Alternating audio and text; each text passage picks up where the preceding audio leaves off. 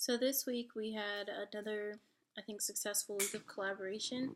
Um, One thing we're starting to consider as the food and water group is are those two categories too huge to tackle, kind of like under one umbrella, and possibly should we focus more on one, or you know, do we have to do both?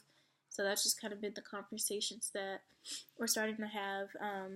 I think one cool thing I started reading about this week was smart pipes and smart meters. It was very similar to kind of like the GIS technology that I became familiar with a few weeks ago. So it was nothing too surprising. Um, a lot of the technology seemed like to be sensors that they either put in pipes or in water supplies and kind of were able to gauge different levels of information from it. So, if leaks were happening or if,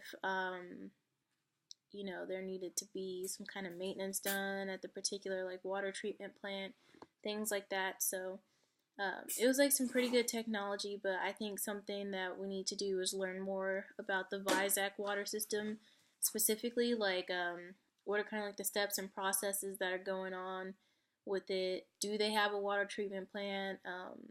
And things around that nature.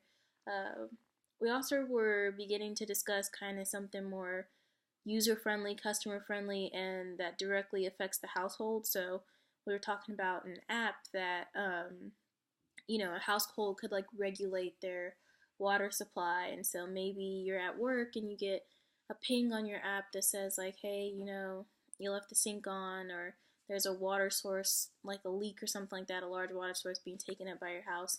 And even just being able to break down the percentages of the usage of your household. So like 50% of your water usage is on showers, 20% on toilets, sinks and faucets, 10%, or just whatever that breakdown may be. And even like um, a way to predict, like, oh, if you cut your water usage by 30%, you could save like $50 on your next water bill. So something to like incentivize them to use less water because it is a finite resource. And one of the issues with VISAC is going to be the water supply, of course, and the quantity and availability of how much that they're going to have to give to these people. Um, but it also seems like we're really focusing on maybe stormwater systems or water purification because we were talking to Drew, who lives in Delhi, and he was saying that a big thing in India is like sometimes you don't know if you'll have water. Like the pipes are there, but not all the time you'll have access to running water or just even drinkable water. And so we've been looking into some technologies there. There's a water bench. There's like these new straws where you drink through the straw, it purifies the water as you're drinking. So there's some cool things out there, and we'll see.